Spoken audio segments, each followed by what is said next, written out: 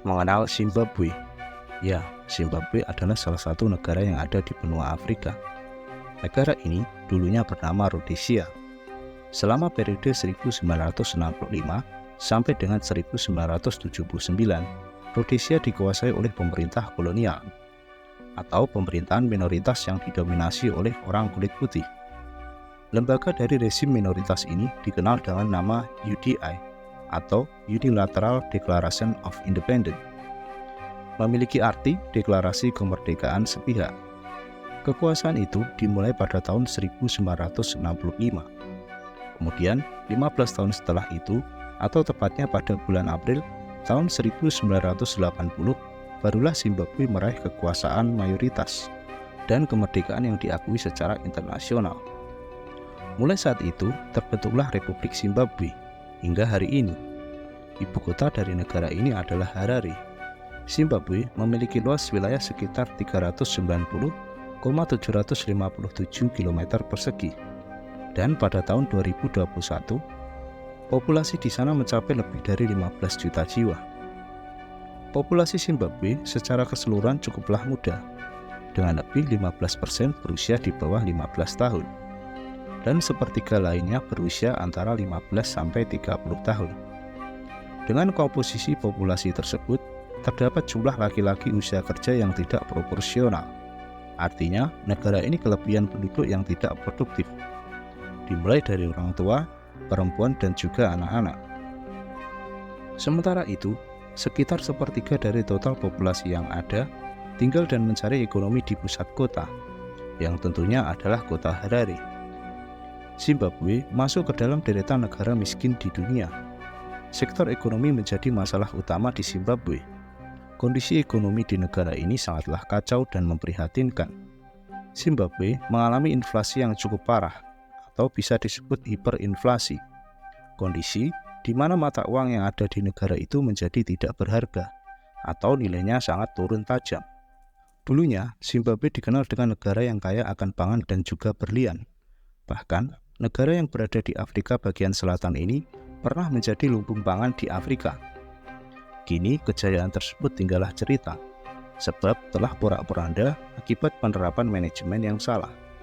Selain berdampak pada turunnya nilai mata uang, negara ini juga dilanda kekurangan pangan, serta maraknya tidak korupsi yang dilakukan oleh pejabat di negara itu, mengakibatkan situasi di negara ini semakin terpuruk. Krisis ekonomi yang terjadi di Zimbabwe merupakan krisis ekonomi terparah dalam sejarah perekonomian dunia. Semua itu bermula dari kebijakan reformasi lahan pertanian yang dikeluarkan oleh pemerintah saat itu pada tahun 1992. Kebijakan ini memberikan kewenangan kepada pemerintah untuk merebut lahan pertanian yang telah dimiliki oleh bangsa kulit putih selama puluhan tahun. Akibatnya, pasokan pangan menurun drastis, sehingga berdampak pada banyaknya rakyat yang kelaparan. Tidak cukup sampai di situ, antara tahun 1998 sampai tahun 2000-an, terjadi adanya perang saudara dengan Republik Demokratik Kongo. Hal itu memakan biaya ratusan juta dolar. Sementara itu, Presiden Zimbabwe pada saat itu, Robert Mugabe, mengeluarkan kebijakan untuk mencetak uang tanpa henti demi membiayai pemerintahannya. Bahkan, Bank Zimbabwe mengeluarkan pecahan nominal terbesar di dunia, yaitu 100 miliar dolar Zimbabwe. Namun, uang ini hanya bernilai rendah apabila ditukar dengan dolar Amerika. Lantas, ketika terlalu banyak uang yang beredar di pasaran, menjadikan harga-harga komoditas yang ada di negara itu melambung tinggi. Alhasil, sudah menjadi pandangan biasa jika masyarakat di sana harus membawa uang sangat banyak, hanya untuk keperluan belanja saja. Diikuti dengan banyaknya PHK, sehingga tingkat pengangguran pun melonjak tinggi. Banyak rakyat yang menderita akibat kondisi perekonomian Zimbabwe. Tentunya pemerintah di sana juga tidak diam saja. Mereka melakukan beberapa upaya untuk mengatasi masalah hiperinflasi tersebut. Salah satunya adalah dengan pelaksanaan land reform, yaitu pembagian tanah milik penduduk asing yang dilakukan oleh pemerintah kepada para pribumi agar para petani lokal dapat mengolah tanah tersebut dengan baik. Namun, yang terjadi justru sebaliknya. Banyak lahan-lahan pertanian yang gagal panen, disebabkan penduduk lokal yang tidak menguasai ilmu pertanian dengan baik. Selain itu, pemerintah Zimbabwe juga melakukan redenominasi mata uang yang ada di sana, bahkan sebanyak 3 kali.